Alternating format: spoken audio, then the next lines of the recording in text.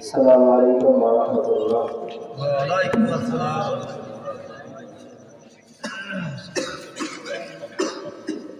إن الحمد لله نحمده ونستعينه ونستغفره ونؤمن به ونتوكل عليه ونعوذ بالله من شرور أنفسنا ومن سيئات أعمالنا من يهده الله فلا مضل له ومن يضلله فلا هادي له ونشهد أن لا إله إلا الله وحده لا شريك له ونشهد أن سيدنا وحبيبنا ومولانا محمدا عبده ورسوله الذي أرسله بالحق بشيرا ونذيرا وداعيا إلى الله بإذنه وسراجا منيرا فقد قال الله تعالى في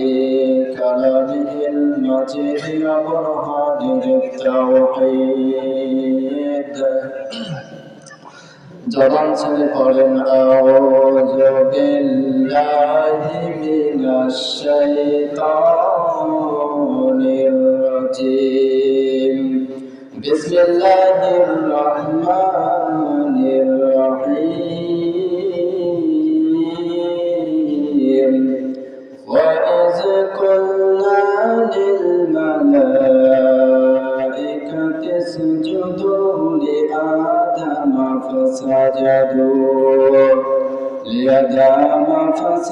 فسجدوا إلا إبليس أبى واستكبر وكان من الكافرين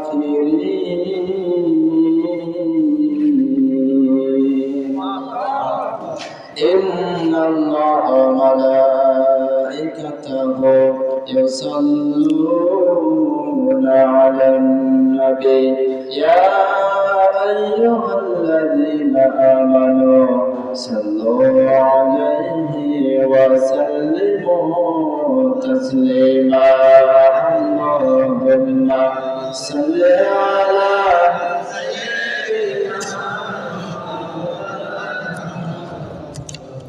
وعلى آل سيدنا مولانا محمد الحمد لله প্রশংসা আদায় করছি মহাবিশ্বের মহাবিশ্বয় মহান রব্বুল ইজ্জত ওয়াল জালালের দরবারে, যিনি আমাদেরকে এমন একটা গুরুত্বপূর্ণ ময়দানে এসে হাজির হওয়ার সুযোগ ও তৌফিক দান করলেন। এজন্য আমরা সেই মালিকের দরবারে শুকরিয়া আদায় করে পড়ছি আলহামদুলিল্লাহ। দরুদ আর সালাম পাঠ করছি আমাদের নেতা মুহাম্মদ রাসূলুল্লাহ প্রতি সাল্লাল্লাহু আলাইহি ওয়াসাল্লাম। সম্মানিত ভাইরা, আমরা ইতিপূর্বে কোরআন এবং হাদিস থেকে আলোচনা শুনেছি। আমি এর সংক্ষিপ্ত পরিসরে কিছু কথা উপস্থাপন করব। আল্লাহ তাআলা যেন আমার জবান থেকে সঠিক কথাগুলো বলার এবং আপনাদেরকে ধৈর্য নিয়ে শোনার তৌফিক দান করে, আমরা বলছি আমিন। আমার আলোচনার বিষয় সূরা বাকারা 34 নম্বর আয়াত থেকে আমি সরল তরজমা পেশ করব ইনশাআল্লাহ। ঠিক আছে। আল্লাহ তাআলা বলতে আয়াতটি নাযিল করেছেন পৃথিবীর মানুষদেরকে নিগেট করে একটা বিষয় শিক্ষা দিতে চেয়েছেন, সেজদার বিষয়। কিসের বিষয়? যতক্ষণ থাকবেন ততক্ষণ আওয়াজ দেওয়া যাবে না? আওয়াজ দিতে হবে। আওয়াজ না দিলে শুধু বক্তা বলেই যাবে, আর সামনে শ্রোতা যদি মূর্তির মতো বসে থাকে তাহলে কোরআন জীবিত মানুষের জন্য এটা প্রমাণ হয় না। কথা বলা ঠিক কিনা? ইনশাআল্লাহ আমরা চেষ্টা করবো জবাব দেওয়ার। আল্লাহ পাক রব্বুল আলামিন বলেন, ওয়া ইয কুলনা, আর যখন আমি নির্দেশ দিলাম লিল মালাইকাতি ইসজুদু, মালায়েকা বা ফেরেশতাদের। আল্লাহ পাক রব্বুল আলামিন এখানে জানিয়েছেন, ওয়া ইয কুলনা লিল মালাইকাতি ইসজুদু লিআদাম ফাসাজাদু ইবলিস। আল্লাহ পাক রব্বুল আলামিন বলেন, যখন আমি ফেরেশতাদেরকে নির্দেশ দিলাম তোমরা সিজদা করো আদমকে, তাকে আরো বলেন তাকে আদমকে তোমরা সিজদা দাও। কেন? এজন্য তোমরা আদমকে সেজদা দিবা, কারণ এই সেজদাটা হচ্ছে আদমের সম্মানার্থে সেজদা, কি অর্থে? সম্মানের জন্য। দুর্ভাগ্যজনক হলো সত্য যে বাংলাদেশে সম্মানের সেজদা নয়, বাংলাদেশে অনেক পীরের পায়ে আজ মহিলারা সেজদা দেয়। আরো আসতে বলে, আসতে বললাম বলে আসতেই বলছে। আমি যতগুলো জায়গায় দেখেছি মহিলারা পর্যন্ত এমন মধ্যে গাছ যেখানে পীরের পায়ে সেজদা দেয়, অথচ এটা জায়েজ নয়। সেজদা হওয়ার একমাত্র হকদার তিনি কে? আল্লাহ পাক রব্বুল আলামিন একমাত্র সেজদা করার হকদার। এটা অন্য জায়গায় আছে, সূরা জারিয়াতের মধ্যে আল্লাহ পাক জানিয়েছেন, ওয়া মা খালাকাতুল জিন্নি ওয়াল ইনসি ইল্লা লিয়াবুদুন। আল্লাহ পাক রব্বুল আলামিন বলেন, ওয়া মা খালাকাতুল জিন্নি ওয়াল ইনসা ইল্লা লিয়াবুদুন। আমি আল্লাহ মানুষকে সৃষ্টি করেছি কেন জানো? ইল্লা লিয়াবুদুল্লাহ। আমি আল্লাহ শুধুমাত্র ইবাদতের জন্য মানুষকে সৃষ্টি করেছি। সুবহানাল্লাহ বলুন। আমি ইবাদতের জন্য শুধু মানুষ সৃষ্টি করিনি, দুইটা জাতি সৃষ্টি করেছি। এক নাম্বার হচ্ছে মানব, দুই নাম্বার হচ্ছে জিন। এই দুইটা জাতিকে আমি আল্লাহ সৃষ্টি করেছি শুধুমাত্র কেবলমাত্র আমি আল্লাহর ইবাদতের জন্য। তাহলে একমাত্র ইবাদত পাওয়ার হকদার কে? আল্লাহ। কোনো পীর, কোনো বাবা, খাজা, কোন কুতুব আপনাকে দুনিয়াতে হয়তো শুধু বাঁচাতে পারবে, দুনিয়াতে আপনাকে ধোঁকা দিয়ে বোকা বানাতে পারবে, কিন্তু এটা আপনি বুঝবেন না। অনেক মানুষ আছে যারা নামাজ পড়ে না, পীরের মুড়ি দিয়ে বসে আছে জান্নাতে যাওয়ার জন্য। কথা বলুন, এগুলোর মাথা পড়া শুধু কবর, তাছাড়া কিছু না। কারণ আল্লাহ পাক রব্বুল আলামিন জানিয়েছেন, ইন্নাদ দীনা ইনদাল্লাহিল ইসলাম লা ইউকবালুস সালাহ। আল্লাহ পাক রব্বুল আলামিন বলেন, ইন্নাদ দীনা ইনদাল্লাহিল ইসলাম, নিশ্চয় ইসলামই একমাত্র জীবন ব্যবস্থা তোমাদের জন্য। সুবহানাল্লাহ বলতে পারেন? Islam is the complete code of life. আল্লাহ পাক রব্বুল আলামিন জানিয়েছেন, ইসলামকে আমি পৃথিবীর মানুষদের জন্য একমাত্র জীবন বিধান হিসেবে নাযিল করে দিলাম। কোন ব্যক্তি যদি ইসলামে আমি আল্লাহ যা দিয়েছি এর থেকে বাদ দিতে চাই বা নতুন করে সংযোজন করতে চাই, এই লোকটা আমি আল্লাহর থেকে বেশি বোঝে। আউযুবিল্লাহ বলতে পারেন না? আর আল্লাহর থেকে যে ব্যক্তি পৃথিবীতে বেশি বুঝবে তার অবস্থান হবে কোথায়? সকলে জবাব দেন, কোথায়? জাহান্নামে। অপরাংশ আল্লাহ তাআলা জানিয়েছেন, আবাস্তাকবারা ওয়া কানা মিনাল কাফিরিন। আবা মানে অস্বীকার করেছিল, অস্তাকবার সে গর্ব করেছিল, অস্বীকার করেছিল, অহংকার করেছিল। ওয়া কানা মিনাল কাফিরিন, এবং সে শয়তান কাফেরদের অনুসারী হয়ে গিয়েছিল। নাউযুবিল্লাহ। আমার ভাইরা, এখান থেকে আল্লাহ তাআলা জানাতে চাচ্ছেন, শয়তান শুধুমাত্র একটা হুকুম আল্লাহর অমান্য করার কারণে, সে যদি অস্বীকার করার কারণে, ডোন্ট কেয়ার করার কারণে যদি সে কাফেরদের অন্তর্ভুক্ত হয়ে যায়। আজ বাংলাদেশে এমনও হাজারো মানুষ আছে যারা আল্লাহর একটা বিধান নয়, হাজার হাজার বিষয় কিন্তু লঙ্ঘন করছে। জবাব দেন। তাহলে শয়তান যদি একটা বিষয় লঙ্ঘন করার কারণে কাফের হয়ে যায়, আপনি হয়তো আগেকার সূত্রে মুসলমান আছেন, কিন্তু আপনি যে কতগুলো বিধান আল্লাহ নষ্ট করছেন, লঙ্ঘন করছেন, ভায়োলেট করছেন, মানছেন না, নিজের মন করা আইন দিয়ে দেশ চালাচ্ছেন, রাষ্ট্র চালাচ্ছেন। এই কথাগুলো যখন আলেমরা বলে, তখন আলেমের দোষ হয়ে যায় যে রাজনীতি শুরু করেছে। রাজনীতি তো আলেম করে না, রাজনীতি করলে করছে কে? আল্লাহ। আপনি যদি মারতে হয়, জেলে যদি আপনাকে ভরতে হয়, তাহলে আল্লাহকে ধরে আনেন, ক্ষমতা কত দেখা যাবে। নমরুদ বার কিন্তু বেড়েছিল, ফেরাউনও কিন্তু বেড়েছিল, পারেনি। সময়ের কালের আবর্তনে মানুষগুলো দুনিয়া থেকে বিদায় নিয়েছে। আজ যারা, আমি কাউকে ইন্ডিকেট করে বলবো না, যারা এদের ভূমিকা পালন করবে, কাজ করবে, ক্ষমতা পাওয়ার পরে যারা মানুষের উপরে জুলুম অত্যাচার করবে, আর যাই হোক, আপনি মুক্তি পাবেন না, মুক্তি মিলবে না।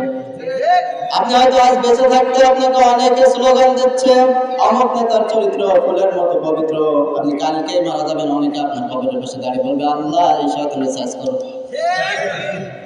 আপনার চরিত্র যদি ভালো হয়, কাজ যদি ভালো হয়, এজন্য ক্ষমতা পাওয়ার পরে একটা মানুষ জান্নাত ক্রয় করে নিতে পারে, আবার ক্ষমতা পেয়ে অনেকে জাহান্নাম ক্রয় করে নিতে পারে।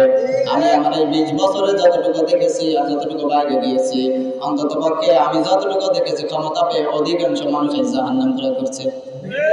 আর ক্ষমতার তো প্রপার ইউজ নেই, সঠিক ব্যবহার তো ক্ষমতার হয় না, ক্ষমতার শুধু অপব্যবহার। মসজিদে যখন হুজুর সুদের কথা বলে হুজুরকে কানকেই বের করে দেওয়া হয়। হুজুর যখন গান বাজনাওয়ালা বাড়িতে বিয়ে পড়াতে চায় না, কমিটি বলে হুজুর হবে না, চলে যান। এ দোষ কার বলেন তো? বলেন বলেন, ভয় লাগছে নাকি? আল্লাহ পাক রব্বুল আলামিন বলেন গান বাজনা তোমার জন্য হারাম। এটা কোথায় আছে? সূরা লোকমানের ভিতর, অমিনান নাসি মান ইয়াশতারি লাহুয়াল হাদিসি লিইউদিল্লা আন সাবিলিল্লাহ।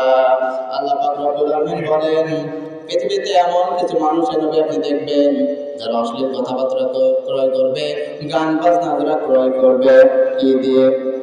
টাকা দিয়ে। এখন আপনি বলেন তো গান শুনতে হলে আপনাকে এমবি লাগে কি লাগে না? ইউটিউবে অশ্লীল ভিডিও দেখতে হলে এমবি লাগে কি লাগে না?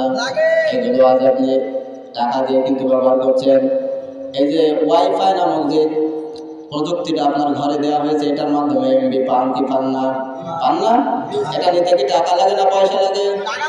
তাহলে আপনি টাকা দিয়ে কিন্তু এটা নিচ্ছেন, কিন্তু ইনডাইরেক্টে, ডাইরেক্ট নয়, এটা ইনডাইরেক্ট নেওয়া হয়। অনেকে বলে কই আমি তো টাকা দিয়ে অশ্লীল কথাবার্তা ক্রয় করে নেই, পুলিশ শয়তান। তুমি মদ খাবা ঠিক আছে, কিন্তু মদের দোকানের সামনে বিসমিল্লাহ মদের দোকান, অথচ আবার অন্য সময় অনেকে মদ খায় বা খারাপ জিনিস হারাম জিনিস খায়, কিন্তু খাওয়ার আগে বিসমিল্লাহ বলে, কারণ ও জানে বিসমিল্লাহ বলে সব আল্লাহর রাস্তায় মাফ। নাউজুবিল্লাহ বলতে পারেন না? বাবা শাহজালাল কুত্তাবিলাল সব মালা, অত সহজ। এজন্য আমার ভাই এখান থেকে আল্লাহ তাআলা মানুষদেরকে, পৃথিবীর মানুষদেরকে একটা বিষয় এখানে শিক্ষা দিয়েছেন, সেটা যদি করতেই হয় একমাত্র আমি আল্লাহকে করো।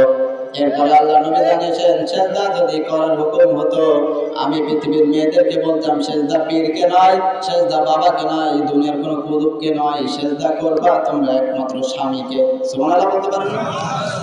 এবার একটা হাদিস থেকে জানাচ্ছি, আল্লাহ নবী সাল্লাল্লাহু আলাইহি ওয়াসাল্লাম বলেন লাউ কুনতা আমরু বাশারুন আইয়াসজুদা লি বাশারিন লি আমরানিন নিসা আইয়াসজুদানা লি আজওয়াজিহিন্না। এটা আছে মুজামুল কাবির গ্রন্থের 373 নম্বর হাদিস। কত নম্বর? 373 নম্বর হাদিস। আল্লাহ নবী বিশ্ব নবী সাল্লাল্লাহু আলাইহি ওয়াসাল্লাম বলেন আমি যদি কোনো মানুষের জন্য সিজদা করার হুকুম দিতাম, যদি কোনো মানুষকে, পৃথিবীর কোনো মানুষকে সিজদা করার হুকুম দিতাম, তাহলে স্ত্রীদেরকে নির্দেশ দিতাম যে তোমরা তোমাদের নিজেদের স্বামীদের সিজদা করো। কথা বুঝতেছেন?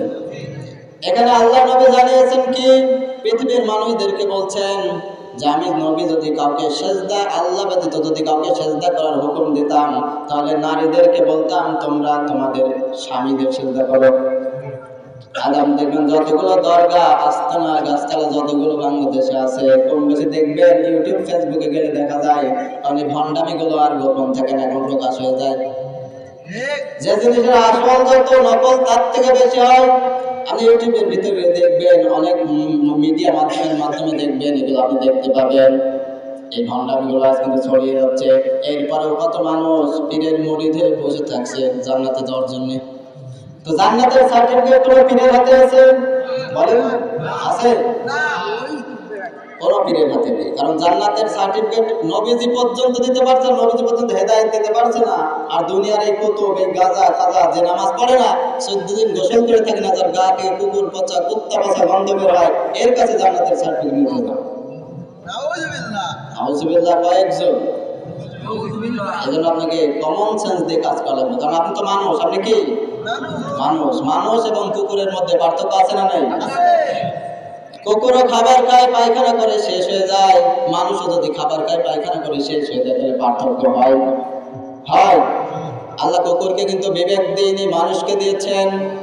লাহুম কুলুবুল লাযিনা ইয়াফকাহুনা বিহা।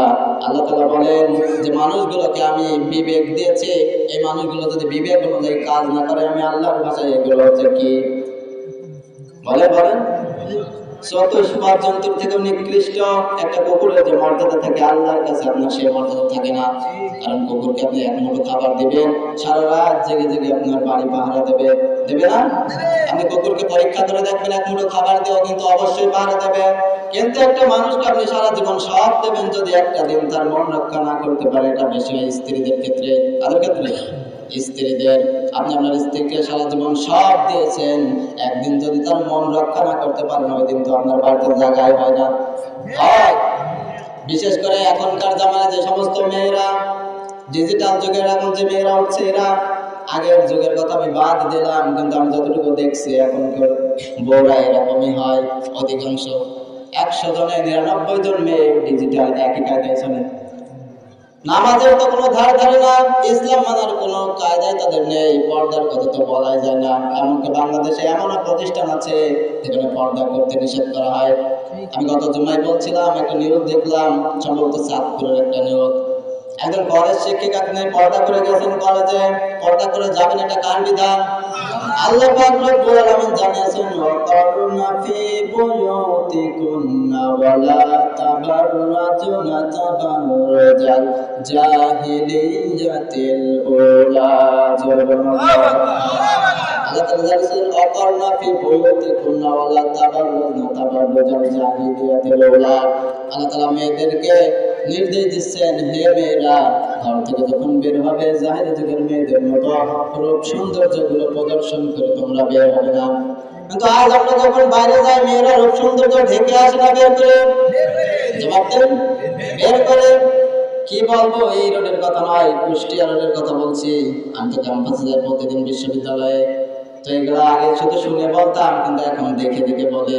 এমনও মেয়ে আছে 22-24 বছর বয়স, বুকে কোনো মানে নিজে দেখে বলেছি। এখন হয়তো আপনি মনে করছেন হুজুর তাহলে আপনি যে শুধু মনে হয় মেয়ে দেখেন, দেখা লাগে না, এগুলো এমনি দেখা যায়। আপনি যখন ঝিনাইদহ যাবেন রাস্তার পাশ দিয়ে, যে ড্রিমভ্যালি যে পার্ক, যে ময়দানটা আমাদের তৈরি দিয়েছে, জান্নাতে যে বাগানটা, সুবহানাল্লাহ বলবেন না? আউযুবিল্লাহ। কত মানুষ তার স্ত্রীকে পর্দা করিয়ে ওর ভিতরে আনছে, মেয়েকে পর্দা করে নিয়ে আসছে। ওরে শয়তান, তুই কি জানিস না তোর মেয়েটা যতক্ষণ পর্যন্ত পরপুরুষের সামনে এভাবে চলবে ততক্ষণ পর্যন্ত মেয়ের কি হবে? কিসের গুনাহ?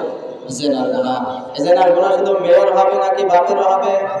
বাপ মা তার যে ইন্ধনটা তাকে দিয়েছে, সাজিয়ে গুজিয়ে যেভাবে তাকে এনেছে, প্রদর্শন করেছে, এইগুলোর আমলনামায় অটো ফ্লেক্সিবল হয়ে যাবে।